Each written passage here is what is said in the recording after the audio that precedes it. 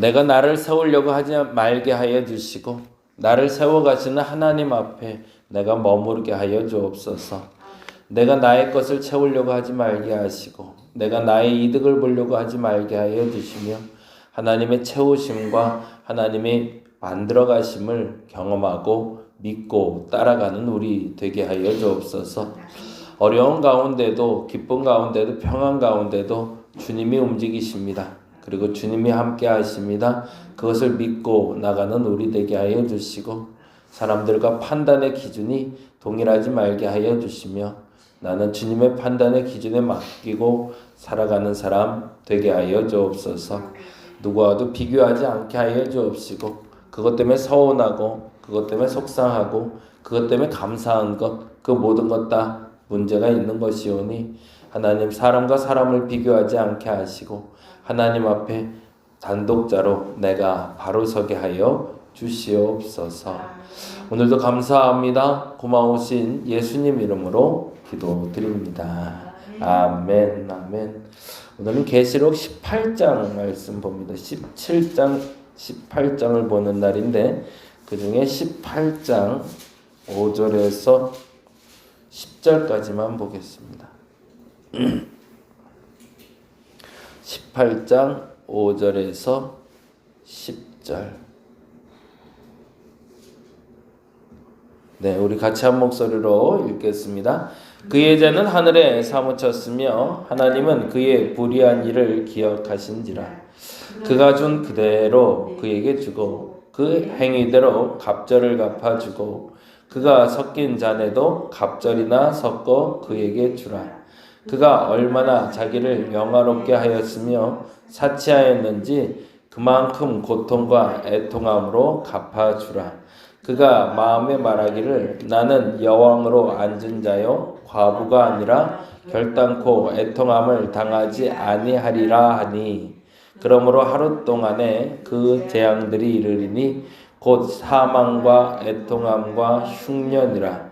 그가 또한 불에 살라지리니 그를 심판하시는 주 하나님은 강하신 자이심이라. 그와 함께 음행하고 사치하던 땅의 왕들이 그가 불타는 연기를 보고 위하여 울고 가슴을 치며 그의 고통을 무서워하여 멀리 서서 이르되 화이또다 화이또다 큰 성 견고한 성 바벨론이여 한 시간에 내 심판이 이르렀다 하리로다. 아멘. 말씀드린 대로 17장 18장까지 올 때까지 일곱이란 단어가 반복된다는 얘기 계속 하고 있어요. 그래서 다시 한번 17장 앞에다가 그렇게 적어 놓고 가볼까요? 한번 처음엔 7교회로 시작을 했습니다.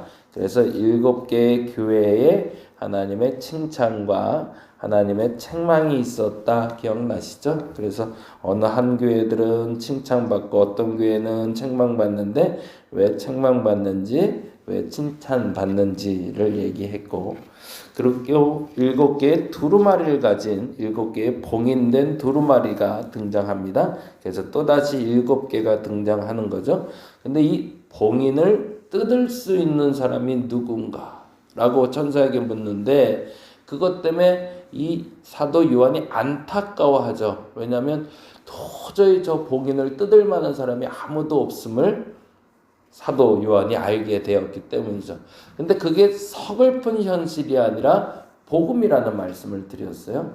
왜 그랬냐면 세상의 재앙도 세상의 심판도 세상의 기쁨도 주장하시는 분이 오직 하나님 예수님 한 분밖에 없다라는 것을 알려주는 사건이기 때문에 그렇습니다. 이 땅의 그 모든 일을 누가 펼쳐가시는가? 이 땅의 모든 일을 누가 좌지우지하시는가? 그 봉인을 뚫을 수 있는 어린 양 그분 한 분밖에 없다. 그 얘기를 하는 게 7 봉인을 뜯는 장면이었죠.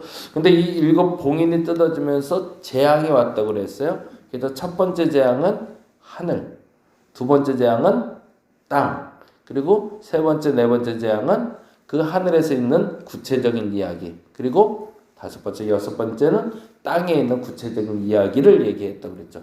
그리고 나서 7번째 봉인이 뜯어질 때 알고 있었던 게 있죠. 요한이 나를 믿는 자들, 하나님을 믿는 자들이 어떻게 되는지를 표면적으로 보여주는 게 7대 봉인이라고 얘기를 드렸습니다. 그리고 조금 더 구체적으로 7 나팔이 불려지게 됩니다. 그러면서 우리가 잘 아는 대로 하나에 2개, 3개의 나팔이 불려지며 세상이 망해가는 걸 봤는데 여기서 힌트가 하나 있다고 그랬어요. 그 힌트는 7이라는 숫자를 계속 기억하고 왔지만 이때부터는 3.5 새1에 뭐 이런 42일 42달 1260일이라는 단어가 나오는데 이거는 절반을 상징하는 단어, 완전하지 않은 불완전한 상태를 얘기한다고 그랬죠. 그러니까 고통이 와도 그 고통이 완전할 수 없다. 왜? 누구에게 오는 고통은? 성도에게 오는 고통은 완전한 수가 아니다. 그 완전한 수는 하나님이고 결국에 그 고통을 넘어 하나님이 그 고통을 회복시키신다라는 이야기를 하기 위해서 7 나팔 이야기를 했다고 그랬고요. 그리고 우리가 잘 아는 대로 사도 바울의 나팔 불 때 나의 이름 부를 때 잔치 찬양하겠나라는 찬송에 있는 것처럼 그 나팔 불 때는 7번째 나팔을 얘기합니다. 그래서 그 7번째 나팔이 불어주면 비로소 이 땅에 재앙, 마지막 심판이 임한다라고 얘기하죠. 근데 이 마지막 심판 때에 올라갈 사람은 믿는 사람을 말하지는 않습니다. 심판받아야 될 사람들, 마지막 그 심판 때에 서 있는 사람들의 재앙을 얘기하는데 그게 바로 7 대접. 그래서 7개가 몇 개가 나오는 거죠? 7 교회가 나왔죠? 그렇죠? 그리고 7 봉인, 7 두루마리가 나왔고요. 그 다음에 7 나팔이 나왔고요. 그리고 7 대접이 나왔죠? 그리고 이제 마지막 하나가 더 나와야 돼요. 그 7에 대해서 이야기하고 이제 마무리하는데 16장의 첫째 대접부터 6번째 대접까지가 쏟아진 후에 7째 대접이 쏟아지면서 당시 최고의 악 중의 악인 음녀의 심판에 대해서 이야기합니다.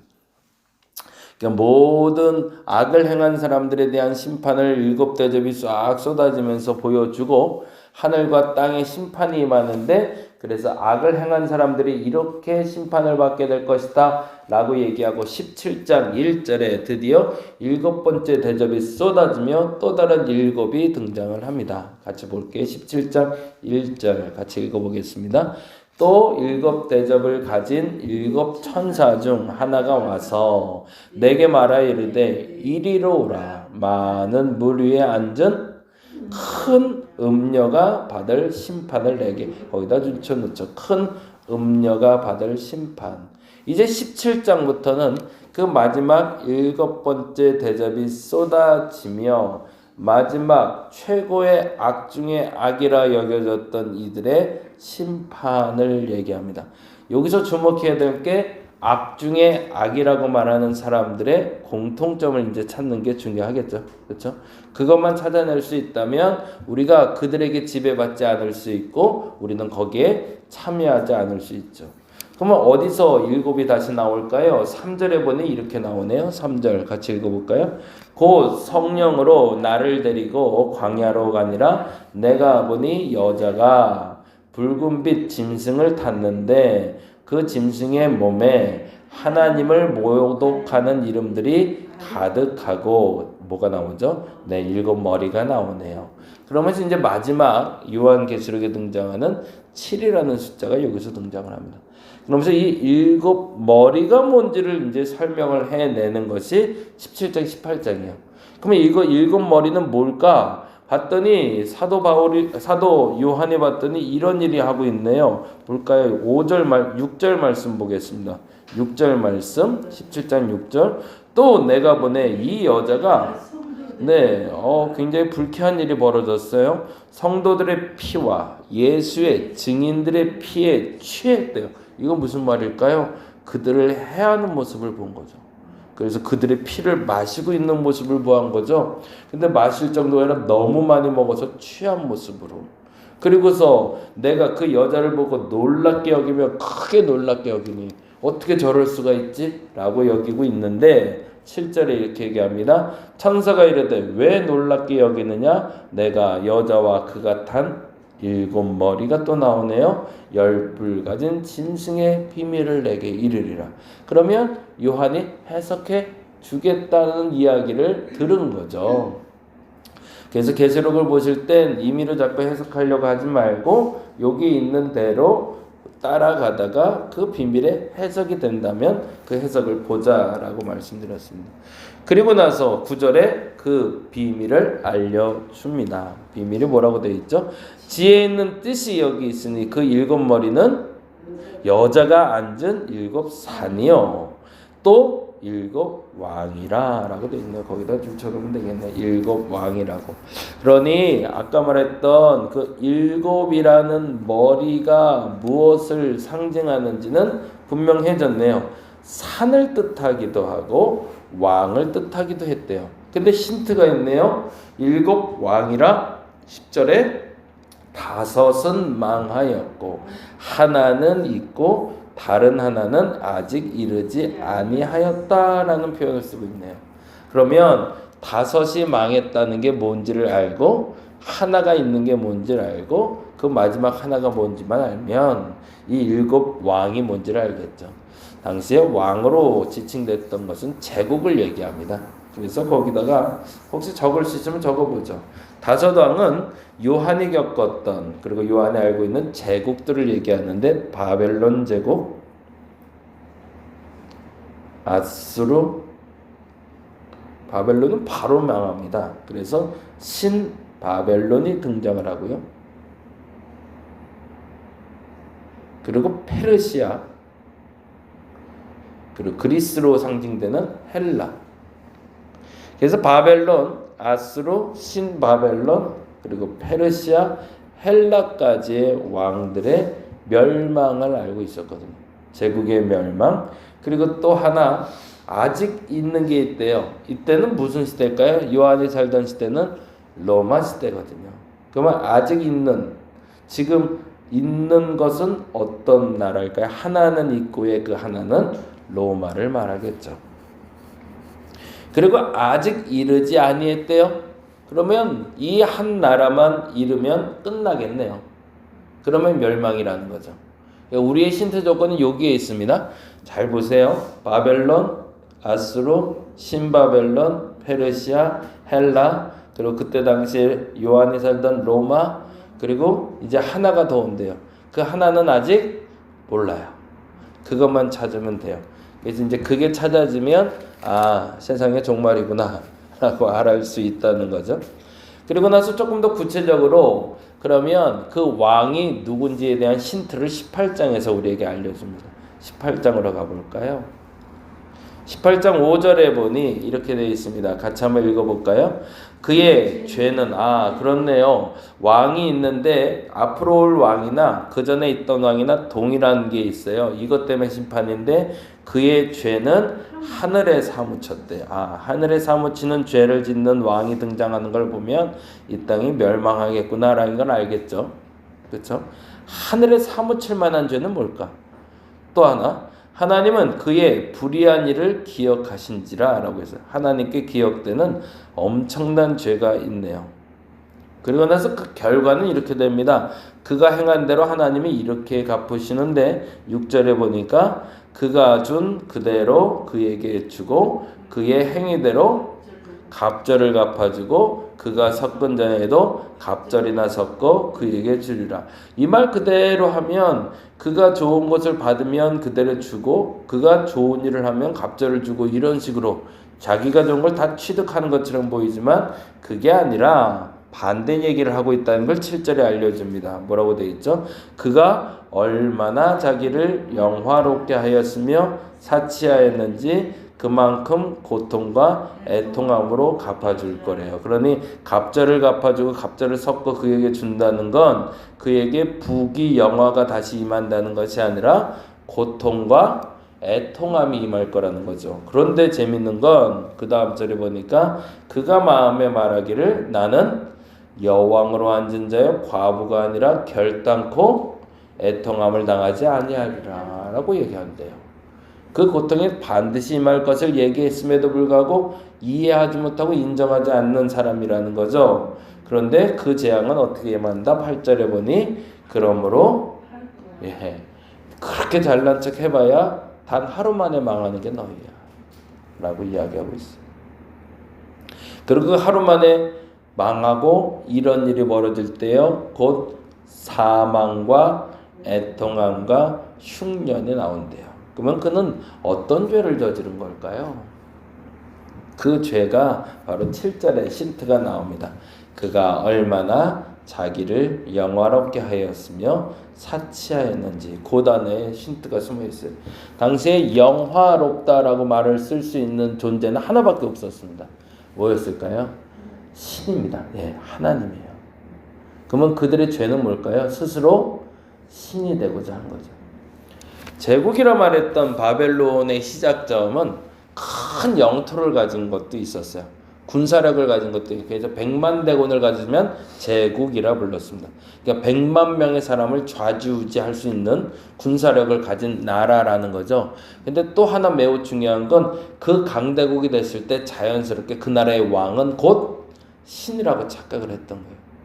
그래서 그 공통적으로 나타나는 사람들이 바벨론의 왕이 스스로 신이 되고자 했고, 아수르의 왕이 스스로 신이 되고자 했고, 신바벨론도 페르시아도 헬라도 심지어 로마도 스스로가 신이라 지칭했습니다. 그래서 그들은 고통이 자기들에게는 없고 자기들의 영화가 영원할 것이라고 생각했던 거죠.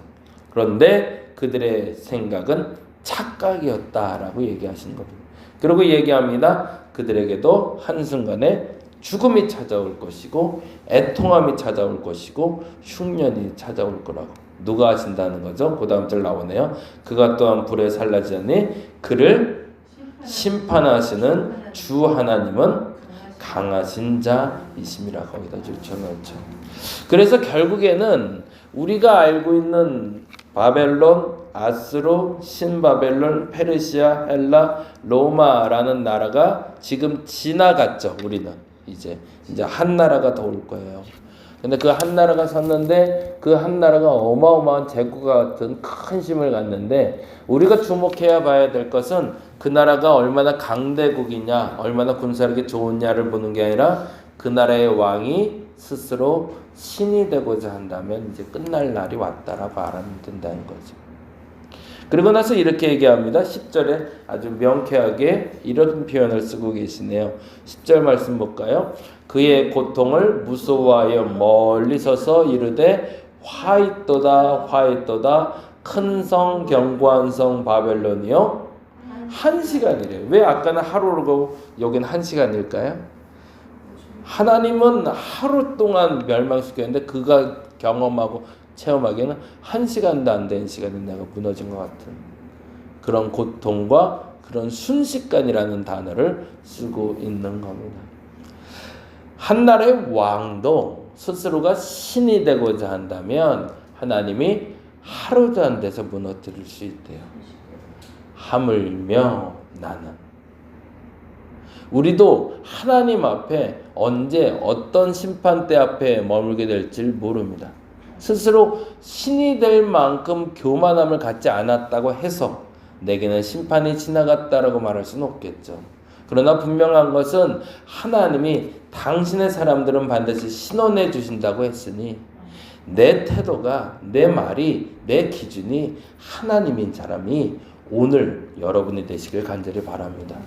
어느 순간은 내가 신이 되고자 하는 착각을 하지 않는다 할지라도 내가 나의 것을 내가 나를 주장한다고 여기는 순간 그것이 곧 신이 된다는 것을 알고 나의 신은 하나님이시라는 것을 인정하는 이 한날 되시기를 간절히 바랍니다. 기도하겠습니다. 무서운 일입니다. 때로는 열심히 산다고 하는데 내가 할 수 있다고 생각합니다. 내가 열심히 살아서 돈 번 줄 알았고 내가 열심히 살아서 사람들에게 인정받는 줄 알았고 내가 열심히 해서 모든 것을 성취한 줄 알았습니다. 심지어는 내가 하면 된다라는 착각으로 스스로 살짝 선을 넘으며 신이 되고자 했음을 인정합니다. 하나님이 하시지 않으면 안 되는 겁니다. 하나님이 하셔야 되는 겁니다. 그것을 믿을 수 있는 저들 되게 하여 주옵소서. 아픈 몸을 고치시는 분도 하나님이고 고치지 않는 분도 하나님이시고 회복해 하시는 분도 하나님이시고 우리로 하나님의 능력을 체험하게 하시는 분도 하나님인 줄 믿사오니 우리가 그 하나님 앞에 내 의지와 내 주장을 하며 불평과 불만을 하기보다 하나님의 뜻을 인정하고 수용할 수 있는 믿음을 허락하여 주시옵소서. 감사합니다. 고마우신 예수님 이름으로 기도드립니다. 다 같이 기도하고 들어가겠습니다.